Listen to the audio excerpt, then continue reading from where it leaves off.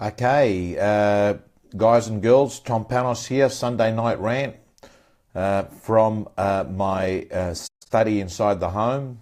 Familiar background from a lot of the rants I used to do last year. I'm just going to wait for this audience to build up, and I just want to say hi to everyone as they come on. Great rant tonight, taking suffering and turning it into meaning. Hi Chrissy, how you going? By the way, guys and girls, hello Lisa, how are you? I need to send you an email tomorrow, Lisa. That great office as well in the Northern Beaches. Novak Properties. Hey Kenneth, how you going? So guys and girls, if you haven't done that already, I'd love you to press that share button. Share, share, share. Jake Winters, hey Katie from News Corp, how you going?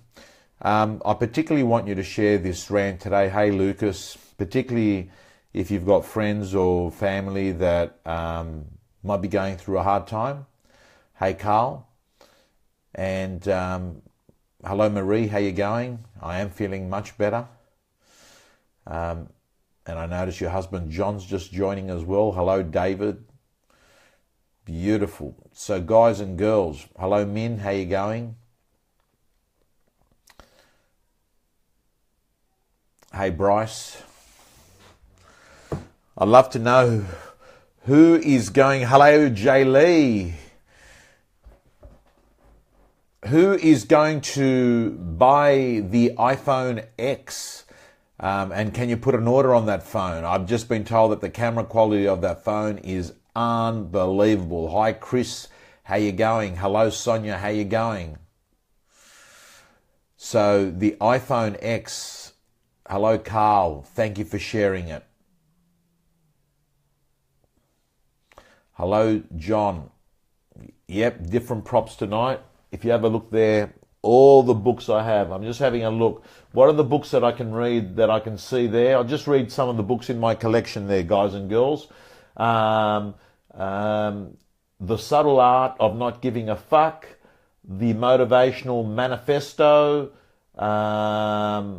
Enough, The Journey, Coaching for Transformation, Coherence, A Season of Hope,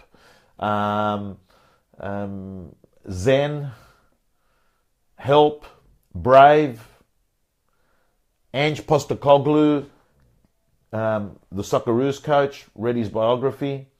The elder Passios of Mount Athos, which inspired me to go to Mount Athos. So, hello everyone. So, guys and girls, tonight's topic is an important topic. And the reason why is I know that words change lives, and I know that words have changed my life. Words from strangers have changed my life. Words from friends have changed my life. Words from a podcast have changed my life. Words from an audiobook have changed my life. Words from a spiritual minister have changed my life. Words from my closest friends have changed my life. And I'm hoping that there is someone out there today that's going through pain, anxiety, something horrific in their life. And I would just like to, share with you, I've walked down that path. I've been through suffering. I've felt pain. I've felt loneliness. And I'm just going to go through the plan, the blueprint, and the things I did and the people did around me to actually reignite my reality with life and move things around. So the first thing I'll say to you is that please understand and accept that shit's going to happen to you if it hasn't happened already. And when it does happen, it will happen in an instant. And bad things happen in an instant. That phone call in the middle of the night from a loved one. The car accident that happens within a second. The diagnosis where the call comes in from a doctor that says they'd like to see you straight away into their office. What I'm saying to you is this. Bad things happen in an instant and good things take time. Remember that. And when I thank you, Jay, for your comments, and when I say that because when you look at your life, whether you're building a business, whether you're building an investment portfolio, whether you're building a rent roll, if you're in real estate it is, whether you're building, the perfect physique, all these things take time. So good things take time and bad things happen in an instant. And I'm going to say to you that in your lifetime, you will have people around you or yourself that will have a crisis. And you have to factor in fuck-ups in your life. Because when you factor these in, they won't hit you for a 6. The next thing I was going to say to you is that my experience is when something bad happens, that we fall into what's described beautifully in the book Option B by the COO of Facebook, and I forget her name. But she beautifully describes the 3 Ps. So listen to me very carefully. The 3 Ps say that when you have something that happens to someone that you love in your family or your friend, a bad diagnosis, you're losing someone dies, the 3 Ps come into play. And what the 3 Ps do, and I'll run through each one of them. The first one is that you personalize it. And what you do is you start saying to yourself, why did it happen to me? You also say to yourself, what could I have done differently? You also say to yourself, you also have guilt.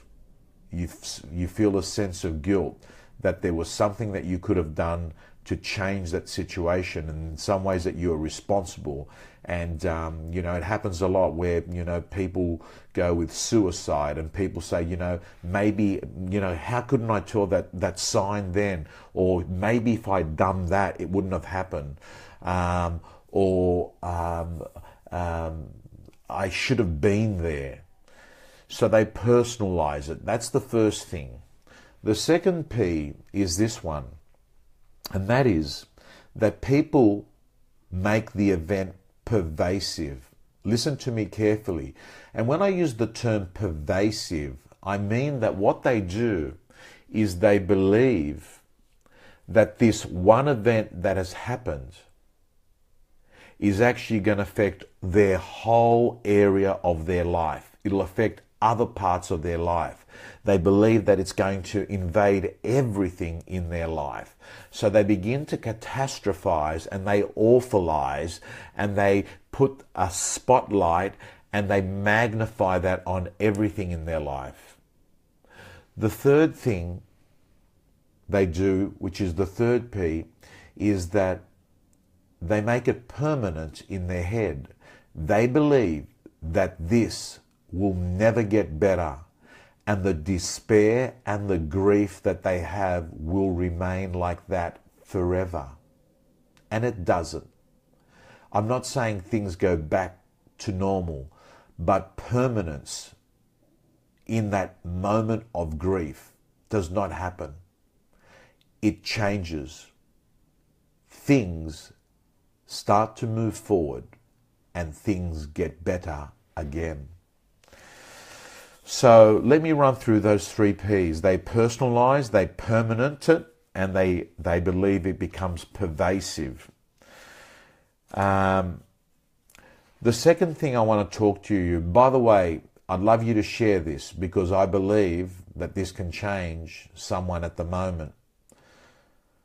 The second thing is that, and in the same book, Option B, they discuss the support group. The support group's very interesting because if you actually think of a circle and then draw another circle around that circle and another circle around that circle, what actually happens is that the closer the person is to the person that's in the grieving situation, they become that person that's closest to them. And then that person that's closest to them in that circle, then when you go out to the next circle, that person actually provides support to the person in the next circle. So what you're seeing is that this circle in the center, and then each circle around there is another layer of people that are connected. And what happens is that the person that's in the center of the circle is the one that needs the most support. That person next to them goes in for support, providing it, and then they go out getting support from another person in the outer circle. And I have to say to you, and I rarely, single out people by name, but I have to say that the 2 times that I've been diagnosed with lymphatic cancer, in 2006 and 2016, I've been fortunate to have great people around me. And it's interesting that one of the persons that I had around me is not even a relative, John McGrath. He, and I'm not going to go into detail, but what he has done, and most significantly in recent times, last year, we're talking about daily contact and also saying what needed to be said each time. And the whole time, all he would use was the term we. And in many ways, when you have someone like that, what they're doing is that they're able to see past your fake smile, and they can feel your inner pain. And all I'm going to say to you, that one of the most important things, guys and girls, that you can do is that if there is someone in pain, the last thing you do is you don't do what some people do, and is that they don't know how to communicate with these people. They're scared. Like when someone gets diagnosed with cancer, they stop contact with them because they actually don't know what to say. I'm saying to you that this is the time that you need to actually be there for people. And I'm going to talk to you briefly on what not to say. And listen to me very carefully. These are the things, not what to say to someone. Like for me, when I got diagnosed in 2006, I want you to understand, picture this. I'm sitting there, I'm with a counsellor at the hospital, and the counsellor says to me, I know how you must be feeling. So that's the first fucking bullshit I don't believe. You don't even fucking know me. You don't have cancer. So when you say to me, I know how you must be feeling, I don't believe you. That's the first thing. Actually, by the way, that was the fucking session that was... Guess what I was given? Here I am. I've been diagnosed an hour before that, officially. I'm sitting with a counsellor, and the counsellor has just pulled out some brochures from a shelf, and one of the books is How Cancer and Chemotherapy Will Affect Your Sex Life. Like fucking seriously. Is that my fucking biggest priority when I've been given a fucking shit 5-year fucking survival rate? Seriously. It was like someone's fucking going through some checklist saying I've given him the brochure on how it's going to affect his sex life. So the other thing that you don't say to people, and I'm doing this, guys and girls, because you're going to have friends and family that are going to get an illness and they're going to need your support. The other things that you do not say to people is this: it's going to be okay. It's going to be okay. You do not say that to them because, again, the person says, how the fuck do you know? Who are you? God? So you do not say that because you won't lose credibility. And this is what you definitely don't say. Get ready for this one. You've got to be positive. Well, hello, don't tell me what I've got to be. Tell me how I'm going to do it. You've got to be positive. You don't say that. We fucking know that. The person knows that. The issue is they can't. And the last thing is, please, listen very carefully.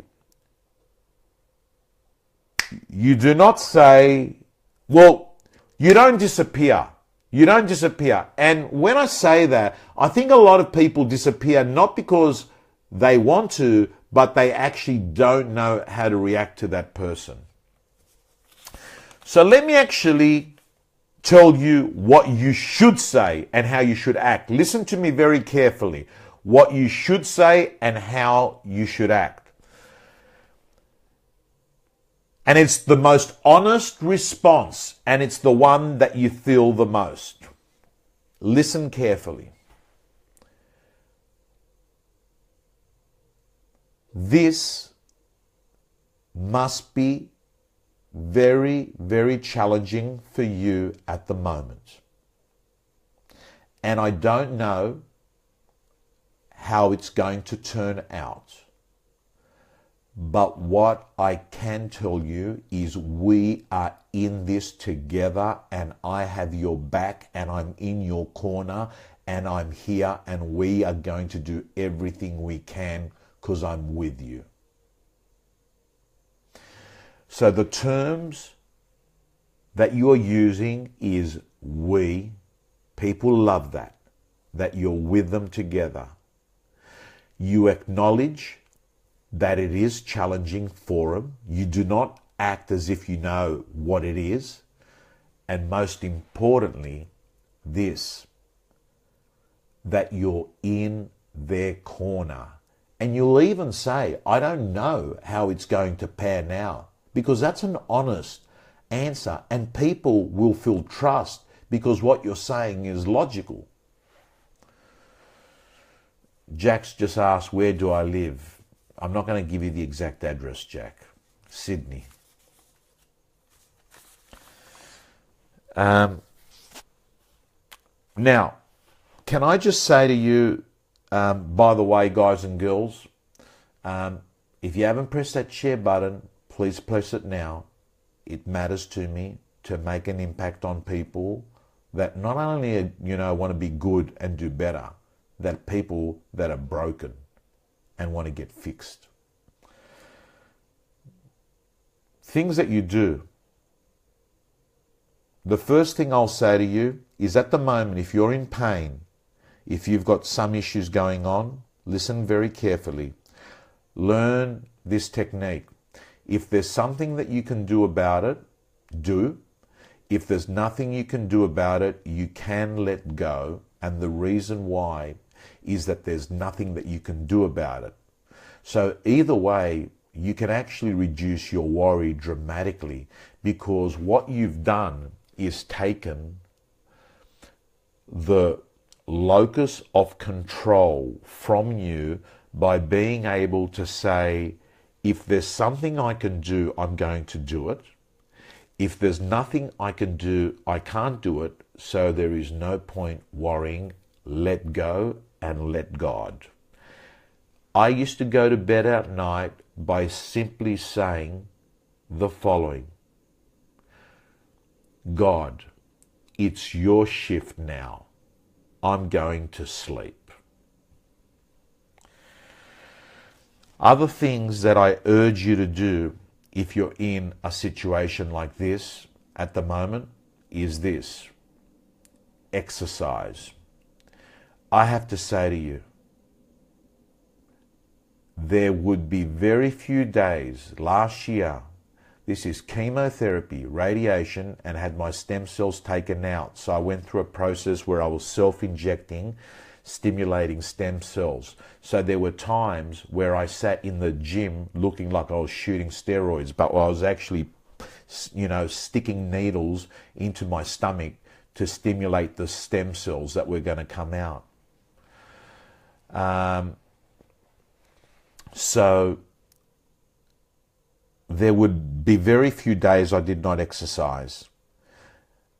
At worst case scenario, I would walk around the bay run. In the day, I would take the day off work and I would walk around the bay run. And it made a big difference. And I'm going to tell you right here, right now, guys and girls, exercise has been proven in mental health, depression and anxiety to have a remarkable reduction on depression and anxiety on patients in trials. So I urge you all to actually make exercise habitual and part of your life. The next thing I was doing is I was reading and listening to spiritual books. And the reason why is that I believe that some problems on this planet cannot be sorted by science and that there is a spiritual solution to nearly every problem. And I would read and listen to books by Wayne Dyer, who's passed away. The other thing I would do is I actually wrote to people. So people that are on my rant here know that I actually wrote to them that worked with me, and I said, guys and girls, this is what's happened to me, and this is what I'd like my communication to be with you going forward. And I actually set rules where I basically said, I don't want you to feel sorry for me. I don't want you to jump to conclusions. I'll be giving you an update with how my treatment goes and how I'm responding. And I'd always like you to leave with something optimistic if we're interacting. So, gang, train people on how you want them to work with you. Exercise, read and listen to spiritual books. And most importantly, always remember, let go of what you can't control and do what you can, and let go and let God. I want to move on to the day it all changed for me. So as I sat there one day at the chemo ward, a chance meeting with someone who said the following things. He said, Tom, never be so myopic to think that you're the only person on this planet that has ever been given this unique circumstances and unique problems. There have been millions of people on this planet prior to you. There will be millions of people on this planet after you. Don't ever, ever feel you're the only person with this fucked up situation. The minute you're able to realize that in the thousands and thousands of years and in the millions and millions and millions of people, that you are just one person, and that many have had tragedies and problems and diseases and loss of loved ones that far exceed your situation there. And it helps you to understand that you should not be a victim by you sitting there thinking to yourself, why did this happen to me? So it changed my whole perspective. And always remember, the way you view the problem is the problem. And the minute the way you change the way you look at things, the things you look at change. Gang, my final comments before I finish this rant is that today after a decade of a roller coaster of going from the heights of exhilaration to the depths of depression and back to exhilaration again, what I can say to you is the following. And Buddhists know this better than anyone else, that life is suffering.